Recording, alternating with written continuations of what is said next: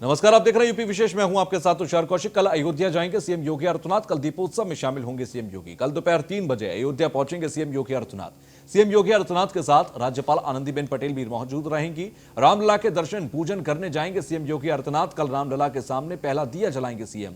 इसके बाद 4 राम जन्मभूमि परिसर से रवाना होंगे सीएम। 4 बजे रवाना हो जाएंगे। फिलहाल आपको बता दें कि कल पहुंचेंगे अयोध्या। राम जन्मभूमि से राम कथा पार्क पहुंचेंगे सीएम योगी आदित्यनाथ। श्री राम भगवान और माता सीता का स्वागत करेंगे सीएम योगी आदित्यनाथ। इसके बाद भगवान राम का राज्याभिषेक किया जाएगा। राज्यपाल और सीएम योगी आदित्यनाथ शाम 5 बजे सरयू घाट पर आरती में होंगे शामिल। सरयू घाट पर आरती के बाद होगा दीपोत्सव का शुभारंभ। शाम 6:02 पर राम की पैड़ी पर 5,51,000 दिए जलेंगे। शाम 7 बजे वर्चुअल आतिशबाजी होगी और शाम 7:17 पर यूपी की रामलीला देखेंगे सीएम योगी आदित्यनाथ। इसके बाद रात 8:20 पर रात्रि विश्राम के लिए सर्किट हाउस पहुंचेंगे सीएम योगी। तो ये पूरा कार्यक्रम रहेगा कल का। और कल अयोध्या में दीपोत्सव मनाया जाएगा। कल दिवाली होगी अयोध्या में। कल दिवाली की जगमगाहट दीपों की रोशनी से जगमगाएगा। 5 लाख से ज्यादा दिए जलेंगे। आज की तस्वीरें हम आपको दिखा रहे हैं। ये देखिए, ये आज शाम की अयोध्या की तस्वीरें। किस तरह से जगमगा रहा है अयोध्या, किस तरह से राम की नगरी में भव्य स्वागत की तैयारी है। कल श्री राम पधारेंगे, कल श्री राम आएंगे। और दिवाली, क्योंकि दीपोत्सव का त्योहार राम के आगमन से भी जुड़ा हुआ है, क्योंकि लंका पर विजय कर जब भगवान राम अयोध्या लौटे थे, वनवास पूरा कर अयोध्या लौटे थे, तब दीप जलाए गए थे। और वो जो दीप जलाए गए वही दीपावली बनी। आपको बता दें कि कल दीपावली होगी, दीपोत्सव होगा और भगवान श्री राम के आगमन पर दीपोत्सव होगा। यह पहली बार होगा जब राम मंदिर के निर्माण शुरू हो चुका है। भगवान श्री राम की जन्मभूमि पर भी दीपोत्सव होगा। तो कल राम की पैड़ी पर जलेंगे 5,51,000 दिए। इस बार दिवाली रामलला वाली अयोध्या में भव्य दीपोत्सव कल होगा। और कल जिस तरह से हर साल पुष्पक विमान के रूप में एक हेलीकॉप्टर से भगवान राम और सीता आते हैं और उसके बाद वो पूरा घटनाक्रम बनाया जाता है, सीएम योगी आदित्यनाथ, राज्यपाल मौजूद होते हैं, उनका स्वागत करते हैं, वो सब कुछ कल दिखाई देगा। 3-4 बजे दोपहर में ये कार्यक्रम शुरू होगा और रात में 8 से 9 बजे तक ये कार्यक्रम लगातार चलता रहेगा। वर्चुअल दिवाली होगी। ये सबसे खास होगा इस बार कि वर्चुअल दिवाली मनाई जाएगी। ब्यूरो चीफ अयोध्या से राघवेंद्र शुक्ला हमारे साथ सीधे जुड़ रहे हैं। राघवेंद्र, आज की शाम कैसे रही सबसे पहले अयोध्या वासियों के लिए ये बताइए।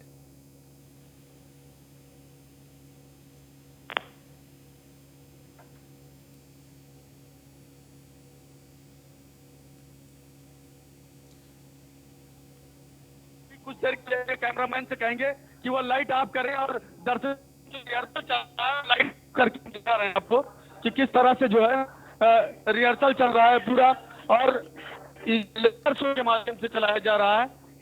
खुद यहाँ पर तमाम सारे अधिकारी हैं, मंडलायुक्त हैं, जिला अधिकारी हैं, आईजी हैं, सभी ट्रायल कर रहे हैं और इस रिहर्सल के बाद जो है ये पूरी तैयारी का जायजा लेंगे। और इसके बाद जो है कल मुख्यमंत्री योगी आदित्यनाथ जब अयोध्या पहुंचेंगे तो ठीक वो इसी स्टेज पर, इसी जगह पर मौजूद होंगे और यहीं से जो है दीपोत्सव का अगर कहा जाए तो गिनीज बुक में दर्ज कराने को लेकर के अयोध्या का प्रशासन तरीके से लगा। वो उत्तर प्रदेश सरकार के भी लोग यहाँ पर हैं।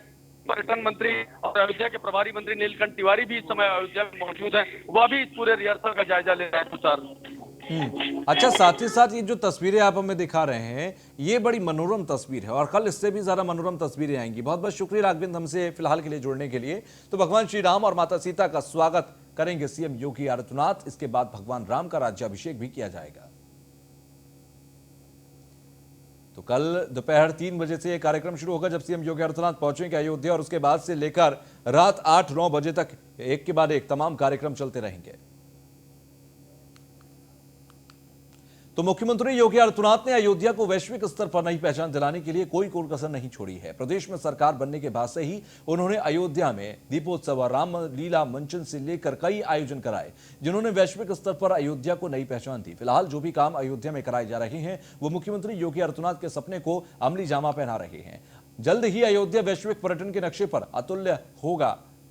देश दुनिया से वहां अपने आराध्य के दर्शन करने वालों पर अमिट छाप छोड़ने के लिए भगवान श्री राम के दिव्यतम और भव्यतम मंदिर, इसके अलावा प्रभु श्री राम की दुनिया की सबसे ऊंची प्रतिमा, वैदिक और आधुनिक सिटी के समन्वित मॉडल के रूप में नव्य अयोध्या के अलावा और भी बहुत कुछ होगा। कुछ काम हो रहे हैं और कई पाइपलाइन में है। अयोध्या की विकास परियोजनाओं के लिए प्रदेश और केंद्र सरकार ने खजाना खोल दिया है। मसलन अयोध्या आने वाली रेलवे लाइन का दोहरीकरण के साथ भविष्य की जरूरतों के अनुसार रेलवे स्टेशन का सुंदरीकरण और विस्तारीकरण होगा।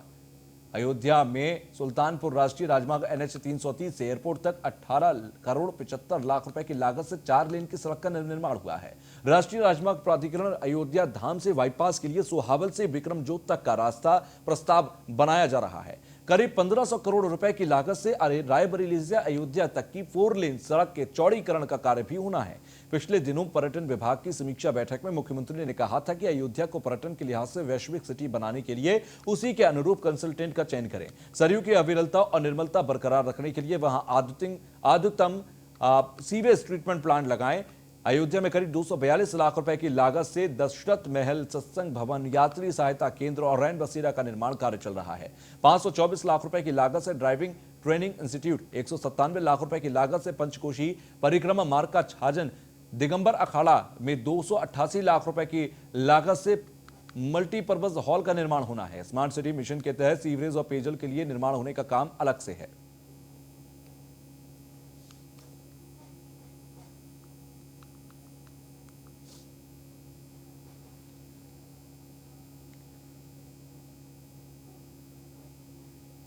चलिए खबरों में अब बढ़ते हैं आगे। लखनऊ से खबर की बिकरू कांड पर सरकार ने बड़ी कार्रवाई की है। पूर्व एसएसपी कानपुर और डीआईजी पीएसी मुरादाबाद अनंत देव निलंबित कर दिए गए।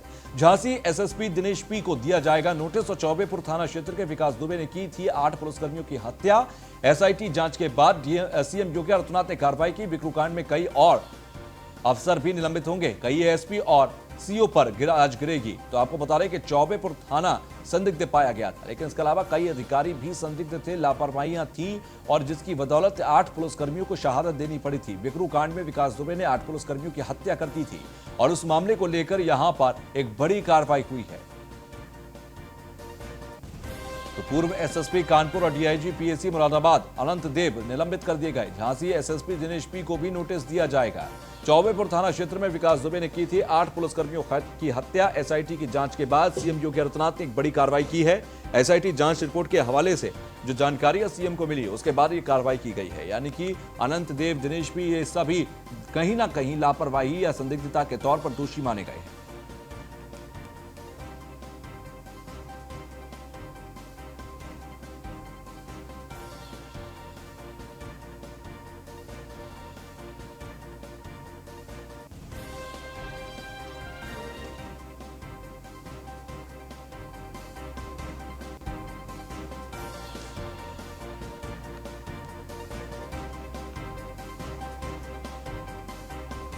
तो वहीं बिकरू कांड की एसआईटी जांच रिपोर्ट में बड़ा खुलासा हुआ। विकास दुबे की पत्नी ऋचा के खिलाफ दर्ज होगा एफआईआर। ऋचा समेत रिश्तेदारों ने लिए थे फर्जी दस्तावेजों पर सिम और एसआईटी जांच रिपोर्ट के बाद जिला प्रशासन ने आदेश दिए।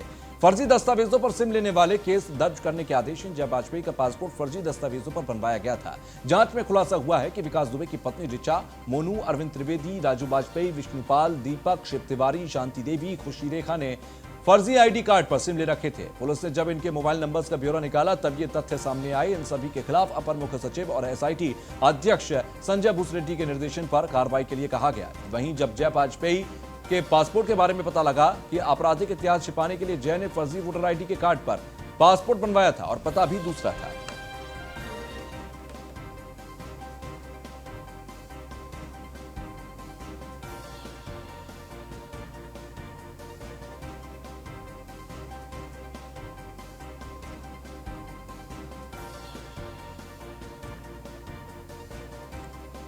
अवनीश विद्यार्थी एग्जीक्यूटिव एडिटर हमारे साथ जुड़ गए हैं। अवनीश जी, जिस तरीके से विकास दुबे और उसके तमाम करीबी लोग फर्जी आईडी पर न सिर्फ सिम निकालते थे बल्कि अगर देखा जाए तो यहां पर पासपोर्ट तक फर्जी आईडी पर बने हुए थे और यह सब कई सालों से चल रहा था।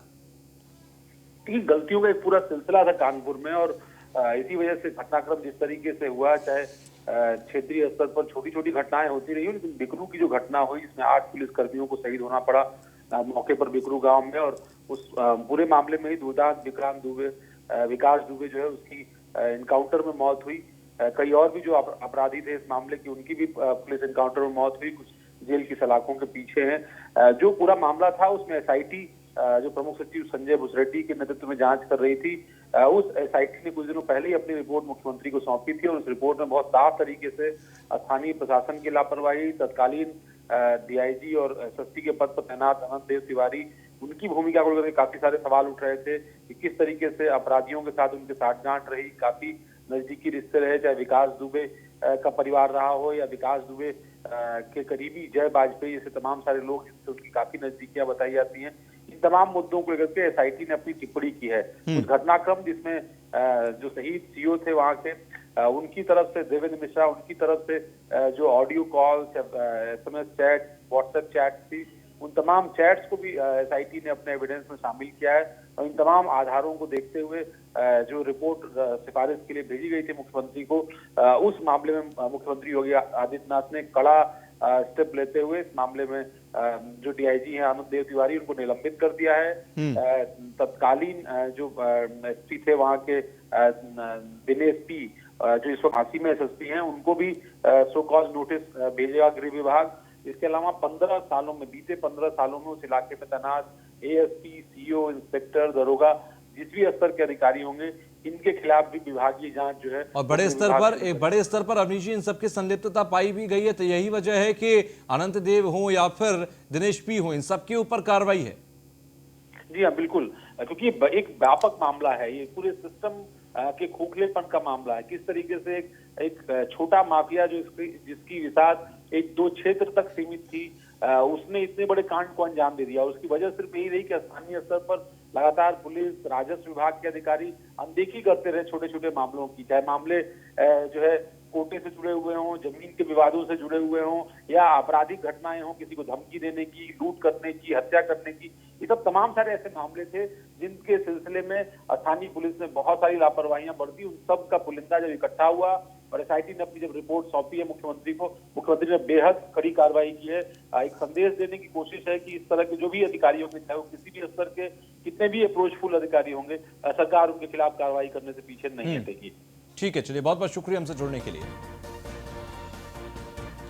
तो वहीं सीएम योगी लगातार फुल एक्शन में है। सीएम योगी आदित्यनाथ ने 5 कालिदास मार्ग पर ड्राफ्ट डेटा सेंटर पॉलिसी का प्रस्तुतिकरण अभी देखा है और लगातार उनकी कोशिशें हैं कि उत्तर प्रदेश को विकास के पथ पर लगातार आगे बढ़ाया जा सके। ये तस्वीर आप देखिए, अब से कुछ ही देर पहले की है, जब एक प्रेजेंटेशन को देख रहे थे। डेटा सेंटर को लेकर प्रेजेंटेशन है उनके। एक कहना चाहिए योजना ये है कि प्रदेश के अंदर डेटा सेंटर स्थापित किया जाए, जिससे एक बड़े स्तर पर कहीं ना कहीं डेटा सिक्योरिटी को भी मदद मिलेगी, तमाम कंपनीज को भी मदद मिलेगी, क्योंकि अपने प्रदेश के अंदर वहां पर उनको डेटा सेंटर मिलेगा। तो एक बड़ा डेटा सेंटर हब बनाने की तैयारी है। ड्राफ्ट डेटा सेंटर बनाने की कोशिशें यहां पर चल रही है। प्रेजेंटेशन यहां पर आज देखी है सीएम योगी आदित्यनाथ ने।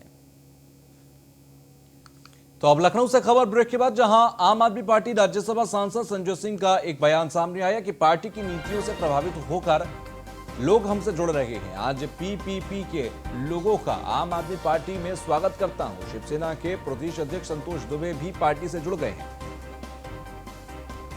तो साहब सांसद संजय सिंह की तरफ से यह कहा गया कि सभी लोग दूसरी पार्टियों छोड़कर आज आम आदमी पार्टी के साथ जुड़ रहे हैं। आम आदमी पार्टी राज्यसभा सांसद संजय सिंह ने यह बयान आज दिया है।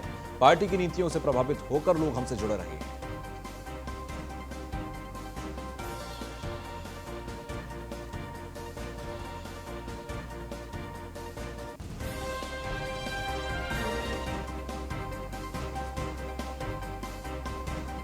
उत्तर प्रदेश में ग्राम विकास अधिकारी की नियुक्ति हुई थी। 1953 पोस्ट थी और उसमें लाखों बच्चों ने फॉर्म भरा। 9 लाख बच्चों ने पूरी प्रक्रिया का पालन किया गया, भर्ती हो गई। 2018 में परिणाम आ गए, सारा इनका मेडिकल से लेके सब काम पूरा हो गया और उसके बावजूद 1953 जो ग्राम विकास अधिकारी की नियुक्ति है, उसका नियुक्ति पत्र बच्चों को नहीं दिया गया, रिजल्ट घोषित होने के बावजूद।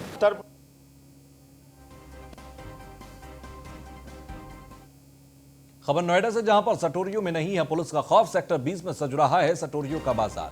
सेक्टर 16 और सेक्टर 18 में लगता है सट्टा बाजार। सेक्टर 16 डीटीसी बस स्टैंड के पास चलता है सट्टे का कारोबार। सट्टा माफिया मुशीर खुद को बताता है रसूखदार और पुलिस चौकी पीसीआर और लेपर्ड भी सटोरियों पर मेहरबान है। कमिश्नर आलोक सिंह के आदेशों तक नहीं कर रहे पालन। तस्वीरों से खुल रही सेक्टर 20 पुलिस की पोल। तो सेक्टर 16 और सेक्टर 18 में लगता है सट्टे का बाजार। सट्टा माफिया खुद को रसूखदार बताते हैं। निशांत शर्मा ब्यूरो चीफ हमारे साथ नोएडा से जुड़े हैं। निशांत, ये पूरा कारोबार सट्टे का कैसे पुलिस की देखरेख में कहीं ना कहीं चल रहा है? क्योंकि सेक्टर 16 और सेक्टर 18 का जब जिक्र करते हैं, वो एक ऐसा एरिया है जो कि पॉश एरिया है, काफी हलचल भरा एरिया है। पुलिस की सिक्योरिटी वहां पर चप्पे चप्पे पर नजर रहती है। इसके बावजूद भी ये सट्टा बाजार वहां पर कैसे चल रहा है?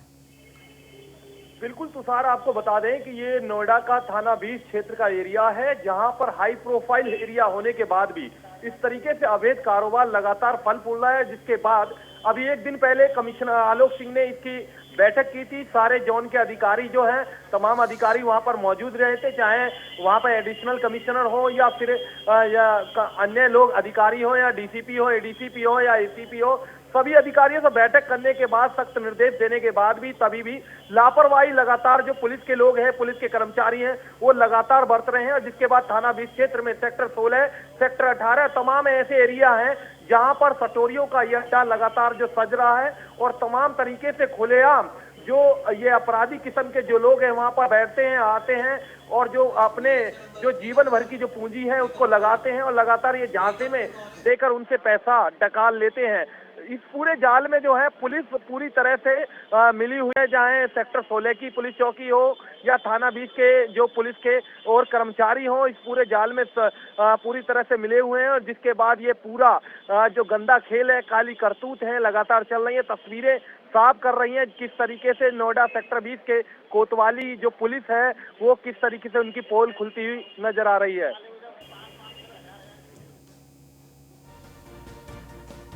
चलो निशांत, बहुत बहुत शुक्रिया हमसे जुड़ने के लिए और तमाम ये जानकारी देने के लिए, क्योंकि सीधे तौर पर पुलिस की तरफ से ये एक बड़ा सवाल उठता है पुलिस के लिए, क्योंकि उसकी अगर देखरेख में ये सब कुछ चल रहा है तो बड़ा सवाल है। खबर गोंडा से, जहां पर पुलिस आबकारी की संयुक्त टीम पर हमला हुआ। दबंग युवक ने फावड़े से किया हमला। हमले में बाल बाल बचा पुलिसकर्मी। हमलावरों ने तोड़ी आबकारी विभाग की गाड़ी। कच्ची शराब की सूचना पर पहुंची थी पुलिस। ऐसे में मौके से पुलिस ने 7 लोगों को गिरफ्तार किया। कोतवाली नगर के गडियनपुरवा का ये पूरा मामला बताया जा रहा है। पुलिस आबकारी की संयुक्त टीम पर हमला हुआ। गोंडा के अंदर हमलावरों ने तोड़ी आबकारी विभाग की गाड़ी और दबंग युवक ने फावड़े से हमला किया था। तो यहां पर आबकारी की गाड़ी पर हमला किया गया। गोंडा के अंदर दबंग युवक ने फावड़े से हमला किया था।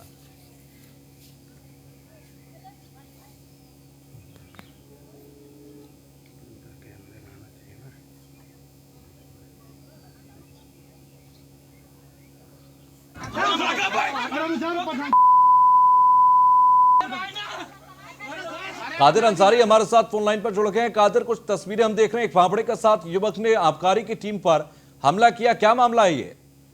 जी, तो पूरा मामला है जहां पर जगह जगह जो है कच्ची की भट्टियां धधक रही थी। पुलिस को जब इसकी सूचना मिली, सूचना के बाद में मौके पे टीम पर जो है अपडेट दिया गया।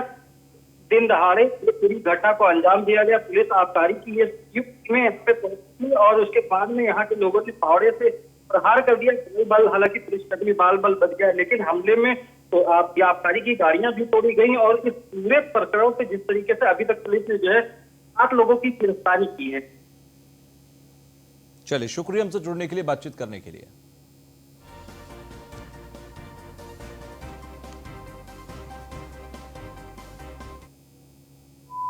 ये तस्वीर आप देखिए, एक्सक्लूसिव तस्वीरें हम आपको दिखा रही हैं। पुलिस आबकारी की संयुक्त टीम पर यह हमला हुआ था। दबंग युवक ने फावड़े से हमला किया था।